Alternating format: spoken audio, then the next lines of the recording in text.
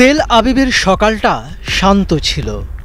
ভোরের নরম আলো শহরের উঁচু ভবনগুলোর কাছে ঝিকমিক করছিল। হঠাৎ সেই নীরবতা ভেঙে দিয়ে সাইরেনের তীক্ষ্ণ শব্দ ছড়িয়ে পড়ল। স্থানীয় সময় 7:30। জেরুজালেম থেকে তেল আবিব। একের পর এক শহরে সাইরেন বেজে উঠল, যেন আকাশ থেকে বিপদের ডাক নেমে এসেছে। রাস্তায় ছুটে চলা মানুষ থমকে দাঁড়ালো, দোকানের শাটার নামতে শুরু করলো, আর মায়েরা তাদের শিশুদের জড়িয়ে ধরে আশ্রয়ের দিকে ছুটল। ইসরায়েলের বুকে আবারও আতঙ্কের ছায়া। এই আতঙ্কের নাম ইয়েমেনের হুথি বিদ্রোহীরা। দূর থেকে ছুটে আসা ব্যালিস্টিক ক্ষেপণাস্ত্রের হুঙ্কারে ইহুদি জনগোষ্ঠীর হৃৎপিণ্ড কেঁপে উঠেছে। এ এক নাটকীয় সকাল, যেখানে শান্তি আর যুদ্ধের সীমানা মিলিয়ে গেছে। ইরান সমর্থিত হুথি গোষ্ঠী ইসরায়েলের দিকে আরেকটি ব্যালিস্টিক ক্ষেপণাস্ত্র ছুঁড়েছে। এই হামলার দায় স্বীকার করেছে তারা। ইসরায়েলি সংবাদ মাধ্যম দ্য টাইমস অফ ইসরায়েল জানিয়েছে, হুথিদের এই আক্রমণ গত 5 দিনে চতুর্থবারের মতো ঘটল। এর আগে তেল আবিবের কাছে বেন গুরিয়ন বিমানবন্দরে টানা 3 বার ক্ষেপণাস্ত্র হামলা চালিয়েছে এই সশস্ত্র গোষ্ঠী। রোববারের হামলায়ও তাদের লক্ষ্য ছিল ইসরায়েলের মাটি। কিন্তু ইসরায়েলের প্রতিরক্ষা বাহিনী আইডিএফ দাবি করেছে, ক্ষেপণাস্ত্রটি ইসরায়েলের ভূখণ্ডে পৌঁছানোর আগেই তাদের আকাশ প্রতিরক্ষা ব্যবস্থা দিয়ে ভূপাতিত করা হয়েছে। আইডিএফের একজন মুখপাত্র বলেন, আমরা সতর্ক ছিলাম। হুথিদের মিসাইলটি ধ্বংস করা হয়েছে। এতে কোনো হতাহত বা ক্ষয়ক্ষতি হয়নি। কিন্তু শুধু প্রতিরক্ষা দিয়ে কি আতঙ্ক থামানো যায়? বেন গুরিয়ন বিমানবন্দরের টানা হামলার পর সেখানকার কার্যক্রমে বিঘ্ন ঘটেছে। বিমানের উড়ান বাতিল হয়েছে, যাত্রীরা আটকে পড়েছেন। একজন যাত্রী ইয়ারন লেভি বললেন, আমি বাড়ি ফিরতে চাই, কিন্তু প্রতিবার সাইরেন বাজলেই মনে হয় এই বুঝি শেষ। ইহুদি সম্প্রদায়ের মধ্যে ছড়িয়ে পড়েছে এক অজানা ভয়। হুথিরা কেন এই হামলা চালাচ্ছে? তাদের দাবি, এটি গাজায় ফিলিস্তিনিদের উপর ইসরায়েলের আগ্রাসনের প্রতিশোধ। গাজায় চলমান সংঘাতে হাজার হাজার ফিলিস্তিনি প্রাণ হারিয়েছে। ইসরায়েলের বোমাবর্ষণে ধ্বংস হয়েছে ঘরবাড়ি, স্কুল, হাসপাতাল। হুথিদের মুখপাত্র ইয়াহিয়া সারি এক টেলিভিশন বক্তৃতায় বলেছেন, গাজায় আমাদের ভাই বোনদের উপর নারকীয় হত্যাকাণ্ড বন্ধ না হলে আমাদের হামলা থামবে না। ইসরায়েলকে জবাব দিতেই হবে। তিনি আরও হুঁশিয়ারি দিয়েছেন, আমরা আমাদের লক্ষ্য বাড়াবো। বেন গুরিয়ন বিমানবন্দরই শেষ নয়। গাজার সংঘাতের সঙ্গে হুথিদের এই হামলার সরাসরি যোগ আছে। 2023 সালের অক্টোবরে হামাসের হামলার পর থেকে ইসরায়েল গাজায় নিরবচ্ছিন্ন আক্রমণ চালাচ্ছে। এই যুদ্ধে ইরান সমর্থিত গোষ্ঠীগুলো, যার মধ্যে হুথিরাও আছে, ফিলিস্তিনিদের পক্ষে দাঁড়িয়েছে। হুথিরা লোহিত সাগরে ইসরায়েল সংশ্লিষ্ট জাহাজে হামলার পাশাপাশি সরাসরি ইসরায়েলের ভূখণ্ডে ক্ষেপণাস্ত্র ছুঁড়ছে। গত 5 দিনে 4টি হামলা তারই প্রমাণ। ইসরায়েলের আকাশ প্রতিরক্ষা ব্যবস্থা আয়রন ডোম, ডেভিড স্লিং আর অ্যারো সিস্টেম বিশ্বের অন্যতম উন্নত। রোববারের হামলায়ও তারা সফলভাবে হুথিদের ক্ষেপণাস্ত্র ধ্বংস করেছে। কিন্তু প্রতিবারই সাইরেন বাজার সঙ্গে সঙ্গে জনগণের মধ্যে আতঙ্ক ছড়িয়ে পড়ছে। তেল আবিবের একজন বাসিন্দা রিনা কোহেন বললেন, আমরা শান্তিতে ঘুমোতে পারি না। প্রতিদিনই মনে হয় এই বুঝি বোমা পড়ল। ইসরায়েলি সেনাবাহিনী জানিয়েছে তারা হুথিদের হামলার জন্য প্রস্তুত। আইডিএফের একজন কর্মকর্তা বলেন, আমরা জানি হুথিরা দূর থেকে আঘাত করছে, কিন্তু আমাদের প্রযুক্তি তাদের রুখে দেবে। তবে বিশ্লেষকরা বলছেন, হুথিদের ক্ষেপণাস্ত্রগুলো যদিও অধিকাংশ ক্ষেত্রে ধ্বংস করা হচ্ছে, তবু এই ঘন ঘন হামলা ইসরায়েলের জন্য একটি মানসিক চাপ সৃষ্টি করছে। হুথিদের এই হামলা শুধু ইসরায়েলের জন্য নয়, পুরো মধ্যপ্রাচ্যের জন্য একটি বড় ইস্যু হয়ে দাঁড়িয়েছে। ইয়েমেনের এই সশস্ত্র গোষ্ঠী ইরানের সমর্থন নিয়ে কাজ করছে। ইরানের বিপ্লবী গার্ড বলেছে, হুথিরা স্বাধীনভাবে তাদের সিদ্ধান্ত নিচ্ছে, কিন্তু যুক্তরাষ্ট্রের দাবি ইরানই তাদের অস্ত্র আর প্রযুক্তি দিচ্ছে। এই পরিস্থিতিতে যুক্তরাষ্ট্র হুথিদের বিরুদ্ধে পদক্ষেপ নিয়েছে। গত সপ্তাহে ইয়েমেনে হুথি ঘাঁটিতে আমেরিকান বিমান হামলায় 53 জন নিহত হয়েছে। মার্কিন প্রেসিডেন্ট ডোনাল্ড ট্রাম্প হুঁশিয়ারি দিয়েছেন, ইরান যদি হুথিদের সমর্থন চালিয়ে যায়, তারা কঠোর পরিণতি ভোগ করবে। অন্যদিকে হুথিরা যুক্তরাষ্ট্রের জাহাজেও হামলা চালিয়েছে। লোহিত সাগরে আমেরিকান বিমানবাহী রণতরী ইউএসএস হ্যারি এস ট্রুম্যানের ওপর তারা 18টি ক্ষেপণাস্ত্র ও ড্রোন নিক্ষেপের দাবি করেছে। এই হামলা যুক্তরাষ্ট্রের বিরুদ্ধে তাদের প্রতিশোধের অংশ বলে জানিয়েছে গোষ্ঠীটি। ইসরায়েলের রাস্তায় এখন এক অদ্ভুত নীরবতা। সাইরেন বাজার পর মানুষ আশ্রয়ে ছুটছে, কিন্তু তাদের চোখে প্রশ্ন, এই ভয় কবে শেষ হবে? জেরুজালেমের একজন দোকানদার ডেভিন বেন বললেন, আমরা শান্তি চাই, কিন্তু প্রতিদিন এই সাইরেন আমাদের জীবন থেকে শান্তি কেড়ে নিচ্ছে। গাজার যুদ্ধ যতদিন চলবে, হুথিদের হামলাও ততদিন থামবে না। এই বার্তা স্পষ্ট। তেল আবিবের সন্ধ্যা নামছে, আকাশে সূর্য ডুবে গেছে, কিন্তু শহরের আলো এখনো জ্বলছে। দূরে কোথাও একটা বিমানের শব্দ। এটি কি ইসরায়েলি বিমান, নাকি আরেকটি হুথি ক্ষেপণাস্ত্রের আগমন? কেউ জানে না। হুথিদের হামলা আর ইসরায়েলের প্রতিরক্ষার এই খেলায় জনগণ আটকে পড়েছে। গাজার রক্তাক্ত মাটি থেকে উঠে আসা প্রতিশোধের আগুন এখন ইসরায়েলের আকাশে পৌঁছে গেছে। এই গল্পের শেষ কোথায় কেউ বলতে পারে না, কিন্তু একটা কথা স্পষ্ট, যতক্ষণ গাজায় শান্তি না ফিরছে, ততক্ষণ ইসরায়েলের আকাশে সাইরেনের শব্দ থামবে না।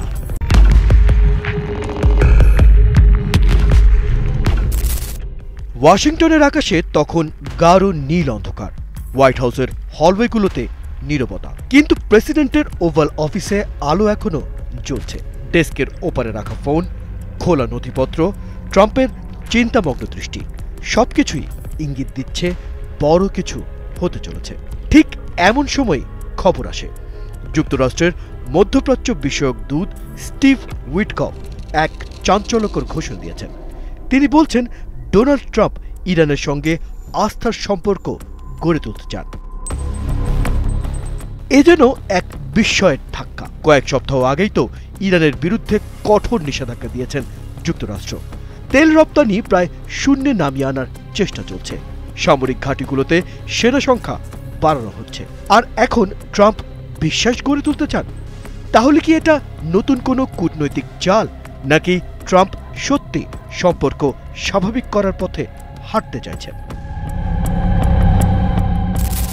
উইটকফ বলেন, ট্রাম্পের সাম্প্রতিক চিঠি ইরানের জন্য কোনো হুমকি ছিল না, বরং এটি আলোচনার দরজা খুলে দেওয়ার একটি প্রয়াস। কিন্তু এই বক্তব্যে যেন আরও ধোঁয়াশা তৈরি হলো, কারণ একই সময়ে মার্কিন প্রতিরক্ষা দপ্তর পেন্টাগন ঘোষণা করেছে মধ্যপ্রাচ্যে আরও যুদ্ধজাহাজ পাঠানো হবে। বিশ্লেষকরা বলছেন, এটি ট্রাম্প প্রশাসনের দ্বৈত কৌশল। একদিকে কঠোর অবস্থান, অন্যদিকে আলোচনার হাতছানি। তবে ইরান এই বার্তাকে কিভাবে দেখছে? ট্রাম্পের বার্তার প্রক্রিয়ায় ইরানের পররাষ্ট্র উপমন্ত্রী আব্বাস আরাকচি জানালেন, আমরা শীঘ্রই ট্রাম্পের চিঠির উত্তর দেব, তবে সেটা আমাদের নিজস্ব কূটনৈতিক চ্যানেলের মাধ্যমে পাঠানো হবে। কিন্তু এর অর্থ কি? ইরান কি সত্যি আলোচনায় আগ্রহী, নাকি তারা শুধু সময় কিনতে চাইছেন? তেহরানের অভ্যন্তরীণ সূত্র বলছে, সামরিক ও কূটনৈতিক বিশেষজ্ঞদের নিয়ে বৈঠক করেছেন খামেনি। আমরা জানি ট্রাম্পের কথা বিশ্বাস করা কঠিন। ইরানের এক ঊর্ধ্বতন কর্মকর্তা গোপনীয়তার শর্তে বলেন, কিন্তু আমরা সবকিছু বিবেচনায় রাখছি। বিশ্লেষকরা বলছেন, ইরান এখন অত্যন্ত সতর্ক। গত কয়েক বছরে যুক্তরাষ্ট্রের নীতি দেখে তেহরান নিশ্চিত যে তারা সরাসরি কোনো ফাঁদে পড়তে চায় না। 2015 সালে ওবামার আমলে করা পারমাণবিক চুক্তি থেকে ট্রাম্প একতরফাভাবে বেরিয়ে গিয়েছিলেন। তারপর থেকেই ইরান ওয়াশিংটনের ওপর আস্থা রাখতে পারছে না। তবে ইরানের ভেতরেও মতবিরোধ রয়েছে। একদল মনে করে ট্রাম্প আসলে তাদের দুর্বলতা যাচাই করতে চাইছেন, আরেক দল মনে করে আলোচনার দরজা একেবারে বন্ধ না করাই ভালো। এদিকে ইরানের Islamic revolutionary guards corps IRGC তাদের ক্ষেপণাস্ত্র বাহিনীতে সর্বোচ্চ সতর্ক অবস্থায় রেখেছে। ইরানের 13,500 আধুনিক ব্যালিস্টিক ক্ষেপণাস্ত্র এখন সম্পূর্ণ প্রস্তুত। এছাড়াও প্রায় 1 লাখ থেকে 3 লাখ পুরনো কিন্তু কার্যকরী ক্ষেপণাস্ত্র মজুদ রয়েছে। অর্থাৎ ইরান পরিষ্কারভাবে জানিয়ে দিচ্ছে, যদি আমেরিকা বিশ্বাস ভঙ্গ করে তবে জবাব দিতে এক মুহূর্ত দেরি করবে না। ওয়াশিংটন ট্রাম্পের এই নরম বার্তার আসল উদ্দেশ্য নিয়ে এখনো পরিষ্কার নয়, তবে রাজনৈতিক বিশ্লেষকরা বলছেন ট্রাম্পের জন্য এটি একটি গেম চেঞ্জার হতে পারে। তিনি যদি সত্যি ইরানের সঙ্গে চুক্তি করেন তাহলে এটি ট্রাম্পের কূটনৈতিক সাফল্য হিসেবে বিবেচিত হবে, কিন্তু যদি ইরানকে কৌশলে দুর্বল করতে চান তাহলে তার নতুন সংকটের জন্ম দিতে পারে। তেহরানের আকাশ তখনও কালো, ভোরের আলো ফোটেনি। Supreme leader Ayatollah Ali Khamenei জানালার পাশে বসে আছেন নিঃশব্দে, যেন সমুদ্রের গভীরতা তার চারপাশে ছড়িয়ে পড়ছে। দূরে আজানের সুর ভেসে আসছে, কিন্তু তার মন পড়ে আছে সামনে রাখা চিঠির ওপর। বাইরে তখন ইরানের রাস্তাগুলো নিস্তব্ধ, কিন্তু দুনিয়ার অন্য প্রান্তে হাজারো চোখ অপেক্ষা। হোয়াইট হাউসের অফিস ঘর থেকে শুরু করে পেন্টাগনের কোল্ড রুম, তেল আবিবের সামরিক দপ্তর থেকে বেইজিংয়ের বিশ্লেষকদের স্ক্রিন, টেবিলের উপর ট্রাম্পের পাঠানো চিঠির কালি এখনো ভেজা, যেন সময়ও সিদ্ধান্তের অপেক্ষায় থমকে গেছে। খামেনির হাতের কলম থমকে আছে। এই মুহূর্তের জন্য আকাশের তারা, বাতাসের নড়াচড়া, এমনকি সময়ও স্থির হয়ে আছে। এই কলম কি শান্তির সিলমোহর বসাবে নাকি আগুনের সুর তুলে দেবে?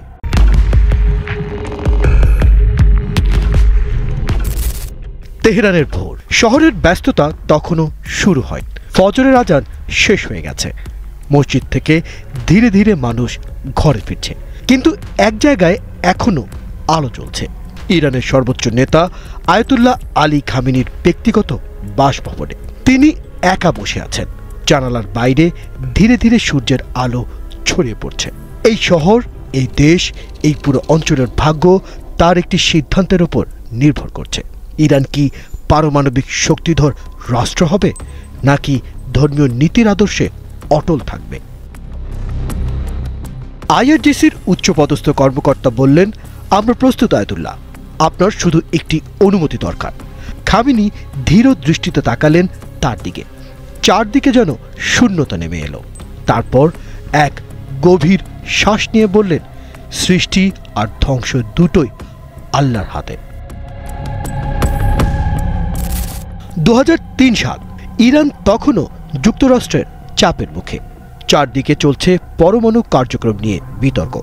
ঠিক তখনই আয়াতুল্লাহ আলী খামেনি এক ঐতিহাসিক ফতোয়া জারি করলেন, পরমাণু অস্ত্র ইসলামী শরীয়তের দৃষ্টিতে হারাম। এই ঘোষণা শুধু ইরানে নয়, পুরো মুসলিম বিশ্বে আলোড়ন তোলে। বিশ্ব রাজনীতিতে এটি একটি গুরুত্বপূর্ণ বার্তা হিসেবে ধরা হয়। খামেনির ফতোয়ার মূল বক্তব্য ছিল, ইসলাম মানবতা ধ্বংসকারী অস্ত্রের অনুমতি দেয় না। যুদ্ধের নীতির মধ্যেও নৈতিকতা থাকতে হবে। কিন্তু প্রশ্ন হচ্ছে, এই ফতোয়া কি ধর্মীয় আদর্শের প্রতিফলন নাকি কৌশলগত চাল? বিশ্লেষকরা মনে করেন এই ফতোয়া জারির পেছনে দুটো কারণ থাকতে পারে। 2003 সালে ইরান যখন তার পরমাণু কর্মসূচি এগিয়ে নিচ্ছিল, তখন যুক্তরাষ্ট্র, ইসরায়েল ও ইউরোপীয় ইউনিয়নের দেশগুলো একযোগে নিষেধাজ্ঞা আরোপ করতে থাকে। ইরান যদি এই চাপের মুখে সরাসরি ঘোষণা দিত যে তারা পরমাণু অস্ত্র বানাচ্ছে, তাহলে দেশটির ওপর আরও কঠোর সামরিক ও অর্থনৈতিক নিষেধাজ্ঞা নেমে আসত। তাই খামেনির এই ফতোয়া ছিল এক ধরনের কৌশলগত অবস্থান, যা ইরানকে কিছুটা আন্তর্জাতিক চাপ থেকে রক্ষা করেছিল। ইরান নিজেকে একটি বিপ্লবী ইসলামিক রাষ্ট্র হিসেবে উপস্থাপন করে। ইসলামের নৈতিকতা ও শাসন ব্যবস্থা প্রতিষ্ঠা করা তাদের অন্যতম আদর্শ। খামেনি বরাবরই ইসলামী আইনের কঠোর অনুসারী হিসেবে পরিচিত, তাই তিনি পরমাণু অস্ত্রকে হারাম ঘোষণা করে ইরানকে একটি নৈতিক রাষ্ট্র হিসেবে উপস্থাপন করতে চেয়েছিলেন। অনেক বিশ্লেষক মনে করেন, খামেনি যদি চান তাহলে তিনি এই ফতোয়া পরিবর্তন করতে পারেন, কারণ ইসলামী শরীয়তের ফতোয়া পরিস্থিতি অনুযায়ী পরিবর্তনযোগ্য। ইসলামের ইতিহাসে দেখা গেছে বিভিন্ন সময়ে রাজনৈতিক ও সামরিক বাস্তবতার কারণে ফতোয়ার পরিবর্তন হয়েছে। উদাহরণস্বরূপ, ওসমানীয় খিলাফত যুদ্ধকালীন সময়ে বিভিন্ন সামরিক সিদ্ধান্তকে বৈধতা দিতে নতুন ফতোয়া জারি করেছিলেন। ইরান ইরাক যুদ্ধের সময়ও ইরান যুদ্ধের নিয়ম নিয়ে নতুন ফতোয়া জারি করেছিল। ওয়াশিংটন, তেল আবিব, পশ্চিমা বিশ্বের প্রতিটি গুরুত্বপূর্ণ দপ্তরে এখন ইরানের পরমাণু কার্যক্রম নিয়ে আলোচনার ঝড় বইছে। ইসরায়েল সরাসরি ঘোষণা দিয়েছে ইরান যদি পারমাণবিক অস্ত্র তৈরির পথে এক ধাপ এগোয় তবে তারা আগেভাগেই সামরিক হামলা চালাবে। যুক্তরাষ্ট্র স্পষ্ট করেছে ইরানের পারমাণবিক অস্ত্র অর্জনের প্রতিরোধ করতে প্রয়োজনে কঠোর নিষেধাজ্ঞা এমনকি সামরিক পদক্ষেপও নেওয়া হবে। কিন্তু ইরান কি সত্যি ভীত? ইরানের সামরিক বাহিনীর একটি অংশ বিশ্বাস করে ইরানের ভূ রাজনৈতিক বাস্তবতায় পারমাণবিক অস্ত্র থাকা জরুরি। তারা যুক্তি দেয়, যদি উত্তর কোরিয়া পারমাণবিক অস্ত্র থাকতে পারে তাহলে ইরান কেন পারবে না? যদি পাকিস্তান পারমাণবিক শক্তিধর রাষ্ট্র হয় তবে কেন ইরান নয়? এই মনোভাব থেকে অনেক সামরিক কর্মকর্তা মনে করেন পরমাণু অস্ত্র না থাকাটা ইরানের জন্য কৌশলগত দুর্বলতা তৈরি করবে। তেহরানের সকাল, সূর্যের আলো পুরো শহর জুড়ে ছড়িয়ে পড়েছে। রাস্তায় ব্যস্ততা বাড়ছে। খামেনি জানালার পাশে দাঁড়িয়ে আছেন। তিনি জানেন ফতোয়া পরিবর্তন করার মানে ইরানকে এক নতুন যাত্রায় নিয়ে যাওয়া। একবার যদি ইরান পরমাণু অস্ত্র তৈরির ঘোষণা দেয় তাহলে তা শুধু মধ্যপ্রাচ্য নয়, পুরো বিশ্বের জন্য এক নতুন চ্যালেঞ্জ হয়ে দাঁড়াবে। কিন্তু যদি খামেনি তার অবস্থানে অটল থাকেন তাহলে ইরান কৌশলগতভাবে দুর্বল হবে কিনা সেটাই এখন সবচেয়ে বড় প্রশ্ন। তেহরানের আকাশে সূর্যের আলো ছড়িয়ে পড়েছে আর খামেনি জানালার পাশে দাঁড়িয়ে ভাবছেন ইতিহাস কি তাকে একজন নৈতিক নেতা হিসেবে মনে রাখবে নাকি এক কৌশলী শাসক হিসেবে।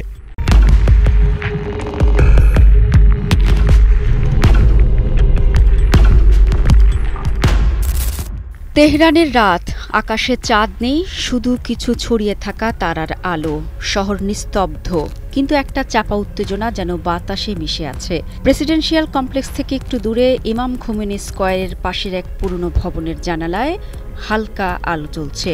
গভীর রাতেও সেখানে আলো কেন? ভেতরে আয়াতুল্লাহ আলী খামেনি বসে আছেন। তার সামনে ছড়ানো কিছু কাগজ, একটি এনক্রিপ্টেড ফোন আর বড় একটি ডিজিটাল স্ক্রিন, যেখানে ইরানের বিভিন্ন অপারেশনের লাইভ আপডেট ভেসে উঠছে। গভীর মনোযোগে তিনি তথ্যগুলি পর্যবেক্ষণ করছেন। পাশে দাঁড়িয়ে আছেন তার ঘনিষ্ঠ উপদেষ্টা, যিনি আসলে ছায়ার মতো থেকে গোয়েন্দা বাহিনীর কার্যক্রম পরিচালনা করেন। একজন কর্মকর্তা ধীরে ধীরে ঘরে ঢুকলেন। কয়েক মুহূর্ত চুপ থেকে মাথা নিচু করে বললেন, অপারেশন সফল হয়েছে। লক্ষ্যবস্তু এখন আর আমাদের জন্য হুমকি নয়। খামেনি গভীর শ্বাস নিলেন, মুখে তৃপ্তির ছায়া। তারপর ধীর কণ্ঠে বললেন, তোমরা ইতিহাসের পাতায় থাকবে না, কিন্তু তোমাদের কাজ ইতিহাস সৃষ্টি করবে। ইরানের শক্তিশালী গোয়েন্দা নেটওয়ার্কের কেন্দ্রবিন্দুতে রয়েছেন আয়াতুল্লাহ আলী খামেনি। ইন্টেলিজেন্সের গুরুত্বপূর্ণ অপারেশন তার অনুমোদন ছাড়া হয় না। তিনি সরাসরি প্রতিটি সিদ্ধান্তে হস্তক্ষেপ করেন না, কিন্তু তার নির্দেশেই গোটা ব্যবস্থাটি চলে। ইরানের গোয়েন্দা বাহিনী মূলত 3টি স্তরে কাজ করে। এটি ইরানের মূল গোয়েন্দা সংস্থা, যা দেশীয় ও আন্তর্জাতিক গোয়েন্দা কার্যক্রম পরিচালনা করে। MOIS এর দায়িত্ব বিদেশি গুপ্তচর বৃত্তি, শত্রুদের শনাক্ত করা, সন্ত্রাসবাদ মোকাবিলা এবং তথ্য সংগ্রহ করা। IRGS এর গোয়েন্দা ইউনিট মূলত সামরিক ও কৌশলগত গোয়েন্দা কার্যক্রমের উপর নজরদারি চালায়। এই সংস্থার সদস্যরা ইরানের প্রক্সি গোষ্ঠীগুলির সঙ্গে সমন্বয় করে এবং বিদেশি শক্তির বিরুদ্ধে তথ্য সংগ্রহ করে। এটি বিশেষত বিদেশে অভিযান চালানোর জন্য গঠিত একটি শক্তিশালী শাখা। এই ইউনিট হিজবুল্লাহ, হামাস এবং হুতি বিদ্রোহীদের সঙ্গে কাজ করে এবং মধ্যপ্রাচ্যে ইরানের প্রভাব বজায় রাখতে বড় ভূমিকা রাখে। গল্পের শুরুটা সহজ নয়। কেউ চাইলে ইরানের গোয়েন্দা সংস্থায় যোগ দিতে পারে না। এটি কোনো সাধারণ সরকারি চাকরি নয়। এখানে যোগ দেওয়া মানে নিজের অস্তিত্বকে ছায়ায় বিলীন করে দেওয়া। একজন নতুন গোয়েন্দা সদস্য হওয়ার জন্য প্রয়োজন কঠোর প্রশিক্ষণ, তীক্ষ্ণ বুদ্ধিমত্তা এবং সর্বোপরি ইসলামী বিপ্লবের প্রতি অবিচল আনুগত্য। যারা এজেন্ট হিসেবে নির্বাচিত হন তারা সাধারণ মানুষের মতো জীবনযাপন করেন, কিন্তু তাদের মূল পরিচয় কেউ জানতে পারে না। একজন ইরানি গোয়েন্দা হতে হলে যেসব গুণ থাকা আবশ্যক: আদর্শিক বিশ্বাস। নতুন সদস্যদের কেবল প্রশিক্ষণই দেওয়া হয় না, তাদের ব্রেইন ওয়াশও করা হয় যাতে তারা দেশপ্রেম এবং ইসলামী বিপ্লবের প্রতি একনিষ্ঠ থাকে। গোপনীয়তা রক্ষা। একবার যদি কেউ এই সংস্থায় যোগ দেয়, তার জীবন আর আগের মতো থাকে না। পরিবারের সঙ্গেও সে নিজের প্রকৃত কাজের কথা বলতে পারে না। বিদেশি ভাষায় দক্ষতা। আন্তর্জাতিক পর্যায়ে কাজ করার জন্য এজেন্টদের ইংরেজি, আরবি, ফরাসি, এমনকি হিব্রু ভাষায়ও দক্ষতা অর্জন করতে হয়। মৌলিক প্রশিক্ষণ: সাইবার গোয়েন্দাবৃত্তি, মনস্তাত্ত্বিক বিশ্লেষণ, শত্রুর গতিবিধি পর্যবেক্ষণ এবং যুদ্ধ কৌশল শেখানো হয়। পশ্চিমা বিশ্ব বারবার ইরানকে নিয়ন্ত্রণ করার চেষ্টা করেছে, কিন্তু তারা জানে না ইরানের গোয়েন্দা সংস্থা তাদের ভেতরে ঢুকে গেছে বহু আগেই। যুক্তরাষ্ট্রের প্রতিরক্ষা দফতরের উচ্চপদস্থ কর্মকর্তা আফশিন আসাদি 2018 সালে ধরা পড়ে, যখন জানা যায় যে তিনি আসলে ইরানের MI6-এর এক গুপ্তচর। 2019 সালে ব্রিটেনে গ্রেফতার হয় একজন সিনিয়র ইরানের ডাবল এজেন্ট, যে ব্রিটিশ সামরিক গবেষণাগার থেকে গোপন তথ্য চুরি করেছিল। জার্মানি, ফ্রান্স এবং ইতালিতে একাধিক ইরানি গোয়েন্দা কাজ করছে বলে বারবার অভিযোগ উঠেছে। ইরান পশ্চিমাদের সাথে শুধু যুদ্ধ করে না, তাদের মধ্যে প্রবেশ করে তাদের মন পড়তে শিখে এবং প্রয়োজন হলে সে তথ্য ব্যবহার করে নিজের স্বার্থ রক্ষা করে। এই ছায়াযুদ্ধের কারণে ইরানকে বলা হয় একটি দেশ নয়, এক বিশাল গোপন নেটওয়ার্ক। তেহরানের রাত আরও গভীর হয়েছে। বাতাসে হালকা ঠান্ডা, আকাশে কিছু মেঘ জমেছে। খামেনি জানালার পাশে দাঁড়িয়ে আছেন, দূরের আলোগুলোর দিকে তাকিয়ে। তার সামনে রাখা একটি ফাইল ইসরায়েলের এক শীর্ষ গোয়েন্দার সাম্প্রতিক কার্যক্রমের প্রতিবেদন। তিনি চোখ বন্ধ করলেন, কয়েক মুহূর্ত নীরব রইলেন। তারপর ধীর কণ্ঠে বললেন, শত্রু জানুক বা না জানুক, আমরা সব জানি। যখন সময় আসবে আমরা ঠিকই জবাব দেব। তার এ বাক্য যেন বাতাসে মিশে গিয়ে অদৃশ্য কোনো সংকেত পাঠালো। হয়তো এই মুহূর্তে কোথাও কোনো এজেন্ট শত্রুর উপর নজর রাখছে, কোনো গুপ্ত অভিযান শুরু হতে চলেছে। শহর নিস্তব্ধ, বাতাসে চাপা উত্তেজনা। কোথাও হয়তো এক নতুন যুদ্ধের পরিকল্পনা আঁকা হচ্ছে, কোথাও হয়তো এক ছায়া শত্রুর দিকে এগিয়ে যাচ্ছে। ছায়ার নিচে লুকিয়ে থাকে সত্যিকারের ক্ষমতা, আর ইরানের গোয়েন্দারা সেই ছায়ার রাজা।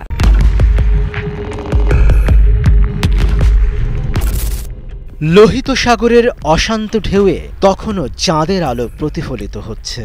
মার্কিন যুদ্ধজাহাজ USS হ্যারি ট্রুম্যান ধীরে ধীরে এগিয়ে চলেছে। তার চারপাশে কয়েকটি ডেস্ট্রয়ার টহল দিচ্ছে। হঠাৎই রাতের নিস্তব্ধতা ভেঙে বিকট শব্দে কেঁপে উঠল আকাশ। একের পর এক বিস্ফোরণ, আলোর ঝলকানিতে মুহূর্তের জন্য যেন অন্ধ হয়ে গেল নাবিকদের চোখ। Missile is coming, missile is coming. নেভির রেডিওতে আতঙ্কিত কণ্ঠস্বর। কয়েক সেকেন্ডের মধ্যেই প্রতিরক্ষা ব্যবস্থা সক্রিয় হলো। কামানগুলো গর্জে উঠল, আকাশে ধেয়ে আসা ড্রোনগুলো কুঁড়িয়ে দিল। কিন্তু কিছু ক্ষেপণাস্ত্র প্রতিরক্ষা ব্যবস্থাকে ফাঁকি দিয়ে টার্গেট ভেদ করল। USS হ্যারি ট্রুম্যানের ডেকে প্রচণ্ড বিস্ফোরণ হলো। ধোঁয়া আর আগুনে ছেয়ে গেল পুরো রণতরী। বিদ্রোহী গোষ্ঠী হুতিদের সামরিক মুখপাত্র ইয়াহিয়া সারি ঘোষণা দিলেন, আমাদের প্রতিরোধ সফল হয়েছে, মার্কিন আগ্রাসন ব্যর্থ। হুতির হামলার পরে তাদের এক টুইট পোস্ট থেকে একটি চমকপ্রদ বার্তা প্রকাশ পায়, আমরা ফিলিস্তিনের জনগণের প্রতি আমাদের অটল সমর্থন বজায় রাখব যতদিন পর্যন্ত ইসরায়েলের হামলা ও অবরোধ চলবে। শুধু মার্কিন জাহাজ নয়, হুতির ক্ষেপণাস্ত্রগুলি ইসরায়েলের দিকে পাঠানো হয়েছিল। যদিও ইসরায়েল জানায় তাদের ক্ষেপণাস্ত্রগুলি তাদের ভূখণ্ডে পৌঁছানোর আগেই প্রতিহত করা হয়েছে। ওয়াশিংটনে তখন গভীর রাত। প্রেসিডেন্ট ডোনাল্ড ট্রাম্প সবেমাত্র এক গ্লাস ডায়েট কোক হাতে নিয়ে ওভাল অফিসে বসেছেন। হঠাৎ জাতীয় নিরাপত্তা উপদেষ্টা জন বোল্টন দৌড়িয়ে এসে বললেন, স্যার, লোহিত সাগরে আমাদের রণতরীতে হামলা হয়েছে। ট্রাম্প তখন পুরোটা বোঝার চেষ্টা করছেন। এমন সময় প্রতিরক্ষা মন্ত্রী ফোনে জানালেন, আমরা পাল্টা আক্রমণের প্রস্তুতি নিচ্ছি। ট্রাম্প কোনো দ্বিধা ছাড়াই টেবিলে খুশি মেরে বললেন, শক্ত জবাব দাও, ওদের বুঝিয়ে দাও আমেরিকার সঙ্গে লাগতে গেলে কি হয়। এরই মধ্যে মধ্যপ্রাচ্যের আকাশে গর্জে উঠল মার্কিন যুদ্ধ বিমান। রিয়াদ, দুবাই ও বাহরাইনের ঘাঁটি থেকে B-52 বোম্বার ও F-18 ফাইটার জেট ছুটে গেল ইয়েমেনের দিকে। হুথিদের সামরিক ঘাঁটি, ড্রোন লঞ্চিং সাইট, রাডার স্টেশনে সব একের পর এক বিধ্বস্ত হল। ট্রাম্প এবার এক ধাপ এগিয়ে গেলেন। সামাজিক যোগাযোগ মাধ্যমে লিখলেন, ইরানই এই হামলার মূল পরিকল্পনাকারী, হুথিরা শুধু তাদের হাতের পুতুল। প্রতিটি মিসাইল, প্রতিটি হামলার জন্য ইরানকে দায়ী করা হবে। এরপর আবার মার্কিন পররাষ্ট্রমন্ত্রী এক বিবৃতিতে বললেন, যদি ইরান মধ্যপ্রাচ্যে অস্থিতিশীলতা সৃষ্টির চেষ্টা করে তাহলে তার কঠিন মূল্য দিতে হবে। ওয়াশিংটনের হুঁশিয়ারি হুথিদের টলাতে পারেনি। বিদ্রোহী নেতা আব্দুল মালিক আল হুথি জানিয়ে দিলেন, আমরা ফিলিস্তিনের ভাইদের রক্ষায় শেষ পর্যন্ত লড়ব। যতবার আমেরিকা হামলা চালাবে ততবার তাদের রণতরীগুলো আমাদের ক্ষেপণাস্ত্রের লক্ষ্যবস্তু হবে।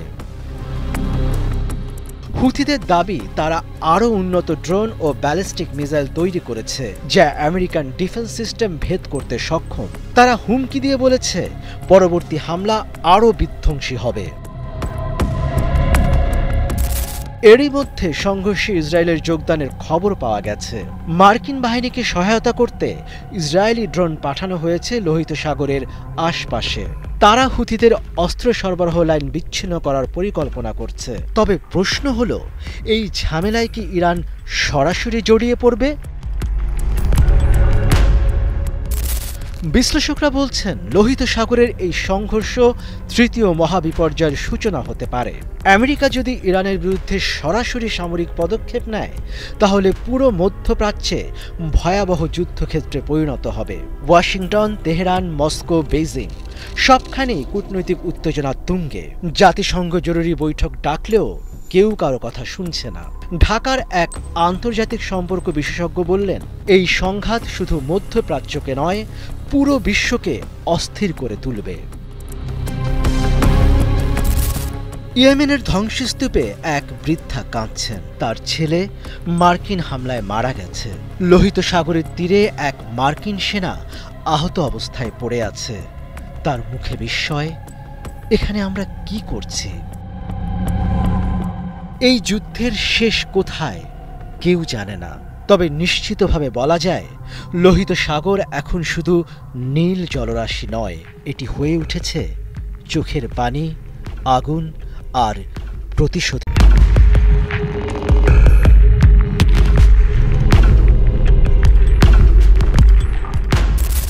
আকাশে পূর্ণিমার ম্লান আলো। হঠাৎ তেহরানের একটি গোপন সামরিক ঘাঁটিতে জ্বলে উঠল সাদা লাল সতর্কবার্তার আলো।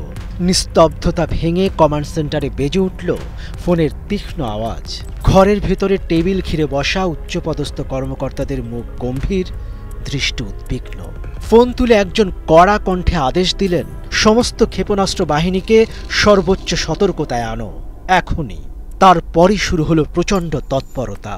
সৈন্যদের ছোটাছুটি, সরঞ্জাম সজ্জিত করার ধাতব শব্দ, কম্পিউটারের স্ক্রিনে লাল রঙের অ্যালার্ম। পুরো ঘাঁটিতে যেন ঝড় বয়ে গেল।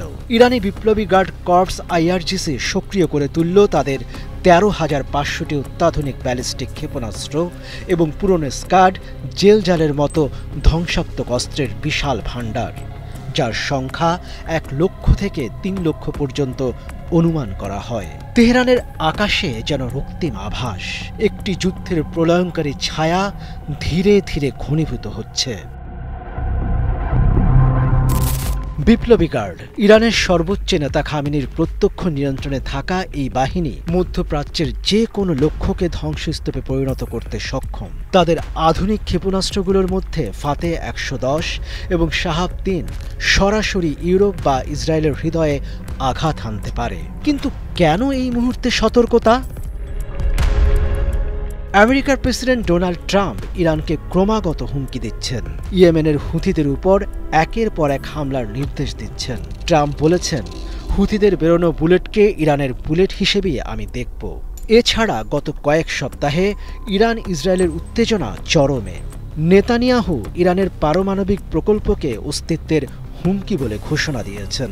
গোপন এক হামলায় ইরানের পারমাণবিক স্থাপনায় ক্ষতির খবরও মিডিয়ায় ছড়িয়েছে, যদিও তেল আবিব তা অস্বীকার করে।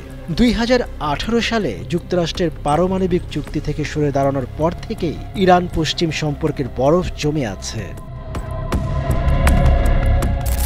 ইরানের এই পদক্ষেপ মধ্যপ্রাচ্যের জটিল সমীকরণকে আরও অগ্ন্যুৎপাতের দিকে ঠেলে দিচ্ছে। মার্কিন যুক্তরাষ্ট্রের তরফ থেকে বলা হয়েছে, কঠিন জবাব দেওয়ার জন্য আমরা প্রস্তুত। ইসরায়েলের প্রতিরক্ষামন্ত্রী ইয়োভ গ্যালান্তের হুঁশিয়ারি, যে কোনো আগ্রাসনের জবাব হবে ধ্বংসাত্মক। অন্যদিকে জাতিসংঘ মহাসচিবের আবেদন, সংযমই একমাত্র পথ। সৌদি আরব নীরব নয়, তাদের ড্রোন ও স্যাটেলাইট চোখ রাখছে তেহরানের দিকে। তেহরানের পথে ঘাটে চাপা আতঙ্ক। এক কনিষ্ঠ সেনা কর্মকর্তা মুখে লড়াইয়ের প্রস্তুতির গাম্ভীর্য, বললেন, জীবনের বিনিময়ে দেশ রক্ষা করব। কিন্তু বাজারের দোকানদার জাভেদের কণ্ঠে হতাশা। যুদ্ধ মানেই বাড়িঘর ছেড়ে পালানো। আমরা কি ৮০-র ইরাক ইরান যুদ্ধের বিভীষিকা আবার দেখব? এক শিক্ষিকা, যিনি নাম গোপন রাখতে চান, বললেন, আমার শিশুরা স্কুলে যাচ্ছে, কিন্তু তাদের ভবিষ্যৎ কি অন্ধকার? সামরিক বিশেষজ্ঞ ডক্টর ফারহাদ আব্বাসের মন্তব্য, ইরান বার্তা দিচ্ছে, আমরা অপ্রতিরোধ্য। কিন্তু এই শক্তি প্রদর্শন যদি ভুল বোঝাবুঝিতে রূপ নেয়, পরিণতি হবে অকল্পনীয়। অপরদিকে রাজনৈতিক বিশ্লেষক নেগিন পারুস্ত সতর্ক করেছেন, মধ্যপ্রাচ্যের গতিপথ এখন এক সূক্ষ্ম দড়ির ওপর। সামান্য ঝাঁকুনি বিশ্ববাজারে তেলের দামকে $200 ঠেলে দিতে পারে। সামরিক ঘাঁটিতে এখনও চলছে ক্ষেপণাস্ত্রের টার্গেটিং সিস্টেম চেক। তেহরানের আকাশে সন্ধ্যা নামছে লাল কালো মেঘে ঢেকে। বিশ্বজুড়ে নিউজ চ্যানেল, কূটনৈতিক মহল, সামাজিক মাধ্যম সবাই একটাই প্রশ্নের উত্তর খুঁজছে, এই প্রস্তুতি কি কেবলই কূটনৈতিক চাপ তৈরি করার নাটক, নাকি আসন্ন ধ্বংসের মুখবন্ধ? ইতিহাস সাক্ষী, যুদ্ধ কখনো সমাধান দেয়নি, বললেন তেহরান বিশ্ববিদ্যালয়ের অধ্যাপক রেজা ইয়াজদানি। কিন্তু ক্ষেপণাস্ত্রের নিশানা তো ইতিহাসের পাতায় আটকে থাকে না, সেটি তাক করে আছে ভবিষ্যতের দিকে। আজ রাতের তেহরানে রক্তিম সূর্যাস্তে যেন লুকিয়ে আছে ধ্বংসের।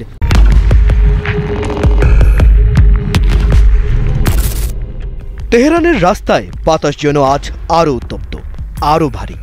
পারস্য উপসাগরের এই প্রাচীন ভূমিতে একটা গুঞ্জন, একটা প্রতিধ্বনি ছড়িয়ে পড়েছে। দূর থেকে মনে হয় এ যেন কেবল বাতাসের খেলা নয়, বরং এক জাতির অটল সংকল্পের শব্দ। বিশ্ব যখন শক্তির পাহাড় গড়ে তুলছে, যুক্তরাষ্ট্র তখন তার কূটনৈতিক হাতিয়ার দিয়ে ইরানকে চেপে ধরতে চাইছে। ঠিক তখনই ইরানের মাটি থেকে উঠে এসেছে এক নির্ভীক কণ্ঠ, আয়াতুল্লাহ আলী খামেনির কণ্ঠ। তিনি শুধু একজন নেতা নন, তিনি যেন এক জাতির আত্মার প্রতীক। পার্সিয়ান নববর্ষের বক্তৃতা শুধু ইরানের জনগণের জন্য নয়, বিশ্বের কাছে এক জোরালো বার্তা হয়ে দাঁড়িয়েছে। এই গল্প শুধু রাজনৈতিক নয়, এই এক মানবিক সংগ্রামের কাহিনী, যেখানে সত্য আর শক্তির লড়াই চলছে। গত কয়েক মাস ধরে যুক্তরাষ্ট্র ইরানের ওপর নিষেধাজ্ঞার পর নিষেধাজ্ঞা আরোপ করেছে। তাদের দাবি, ইরানের পারমাণবিক কর্মসূচি বিশ্বের জন্য হুমকি। কিন্তু ইরানের জনগণ এই অভিযোগকে মিথ্যার পাহাড় বলে আখ্যায়িত করেছে। তেহরানের রাজপথে, বাজারে, চায়ের দোকানে একটাই কথা, আমরা কখনো মাথা নত করব না। এই কথার পেছনে রয়েছে ইতিহাসের সাক্ষ্য। 1979 সালের ইসলামী বিপ্লব থেকে শুরু করে আজ পর্যন্ত ইরান বারবার প্রমাণ করেছে তারা চাপের কাছে হার মানে না। নওরুজের বক্তৃতায় সর্বোচ্চ নেতা আয়াতুল্লাহ খামেনি যুক্তরাষ্ট্রকে সরাসরি সতর্ক করে বলেছেন, যদি তারা আমাদের জাতির বিরুদ্ধে কোনো ক্ষতিকর পদক্ষেপ নেয়, তবে তারা তীব্র প্রতিক্রিয়ার সম্মুখীন হবে। আমরা কখনো যুদ্ধ শুরু করি না, কিন্তু আমাদের আত্মমর্যাদার উপর আঘাত এলে আমরা চুপ থাকব না। তার এই কথায় যেন পুরো জাতি একসঙ্গে দাঁড়িয়েছে। তিনি আরো বলেন, যুক্তরাষ্ট্রের ভয়ভীতি বা হুমকি আমাদের কাছে কোনো কাজে আসবে না। আমরা একা নই, বিশ্বের প্রতিবাদী জাতিগুলো আমাদের সঙ্গে রয়েছে। যুক্তরাষ্ট্র যখন নিজেকে মানবাধিকারের রক্ষক হিসেবে দাবি করে, তখন ইরানের নেতৃত্ব তাদের এই দ্বিচারিতার কথা তুলে ধরেছে।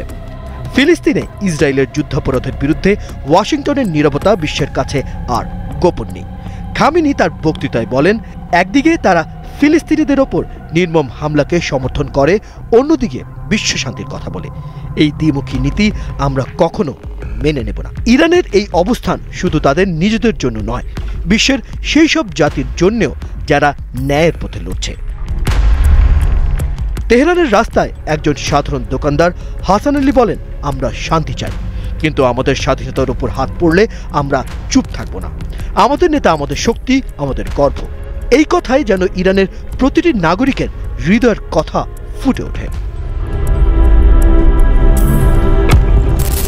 ইরানের প্রতিরোধ শুধু কথায় সীমাবদ্ধ নেই। জাতিসংঘে ইরানের রাষ্ট্রদূত সায়েদ ইরাভানি একটি শক্তিশালী চিঠি পাঠিয়েছেন। তিনি স্পষ্ট করে বলেছেন, যুক্তরাষ্ট্র ও ইসরায়েল ইরানকে সন্ত্রাসবাদী হিসেবে চিত্রিত করার চেষ্টা করছে, কিন্তু এই অভিযোগ সম্পূর্ণ ভিত্তিহীন। এটা শুধুই তাদের নিজেদের অপরাধ থেকে দৃষ্টি সরানোর কৌশল। এই চিঠি জাতিসংঘের সদস্য রাষ্ট্রগুলোর মধ্যে ব্যাপক আলোচনার জন্ম দিয়েছে। অনেকে মনে করেন এটি আন্তর্জাতিক ষড়যন্ত্রের বিরুদ্ধে ইরানের একটি শক্ত পদক্ষেপ। ইরানের পররাষ্ট্র মন্ত্রণালয়ের একজন মুখপাত্র বলেন, আমরা বিশ্বকে দেখিয়ে দিতে চাই যে সত্য কখনো চাপা পড়ে না। যুক্তরাষ্ট্র যতই চাপ সৃষ্টি করুক, আমরা আমাদের অধিকারের জন্য লড়ব। এই কথায় ইরানের জনগণের মনোবল আরও শক্তিশালী হয়ে ওঠে। ইরানের এই লড়াই শুধু তাদের নিজেদের নয়, লেবানন, সিরিয়া, ইয়েমেনের মতো দেশগুলোর প্রতিবাদী গোষ্ঠীগুলো ইরানের পাশে দাঁড়িয়েছে। তেহরানের একটি সমাবেশে এক তরুণী ফাতেমা জাহরা বলেন, আমরা শুধু ইরানের জন্য লড়ছি না, আমরা সেই সব মানুষের জন্য লড়ছি যারা অন্যায়ের বিরুদ্ধে কথা বলতে ভয় পায় না। এই কথায় ইরানের আদর্শের গভীরতা প্রকাশ পায়। বিশ্লেষকদের মতে ইরানের এই অবস্থান বিশ্ব রাজনীতিতে একটি নতুন মেরু তৈরি করেছে, যেখানে যুক্তরাষ্ট্র তার মিত্ররা একচ্ছত্র আধিপত্য বিস্তার করতে চায়। সেখানে ইরান একটি বিকল্প শক্তি হয়ে উঠছে। তবে এই পথ সহজ নয়। পশ্চিমা মিডিয়া বরাবর ইরানের বিরুদ্ধে মিথ্যা প্রচার চালিয়ে যাচ্ছে, কিন্তু ইরানের জনগণ বলছে, আমরা সত্যের পক্ষে আছি, আর সত্য একদিন জয়ী হবেই। ইরান বরাবর বলে আসছে তারা যুদ্ধ চায় না, তাদের লড়াই শান্তি ও ন্যায়ের জন্য। আয়াতুল্লাহ খামেনি বলেন, আমরা শান্তি প্রতিষ্ঠা করতে চাই, কিন্তু আমাদের স্বাধীনতার ওপর আঘাত এলে আমরা প্রতিরোধ করব। এই বার্তা বিশ্বের কাছে একটি উদাহরণ হয়ে দাঁড়িয়েছে। ইরান প্রমাণ করছে শক্তি শুধু অস্ত্রে নয়, সাহস ও সত্যের ওপর ভর করে দাঁড়ানোতেই থাকে। তেহরানের সন্ধ্যা নামছে, মসজিদের মিনার থেকে আজানের ধ্বনি ভেসে আসছে, রাস্তায় মানুষের ভিড়, তবু একটা শান্তি। এই শান্তির মাঝেই লুকিয়ে আছে ইরানের অটল দৃঢ়তা। তারা জানে এই লড়াই শুধু তাদের নয়, এই পৃথিবীর সেই সব মানুষের যারা সত্যের জন্য লড়তে চায়। আকাশে সূর্য ডুবে যাচ্ছে, কিন্তু ইরানের আদর্শের আলো যেন আরো উজ্জ্বল হয়ে উঠছে। এই এক নাটকীয় গল্প, যেখানে শেষটা এখনো লেখা হয়নি, কিন্তু শুরুটা বলছে সত্যের জয় অনিবার্য।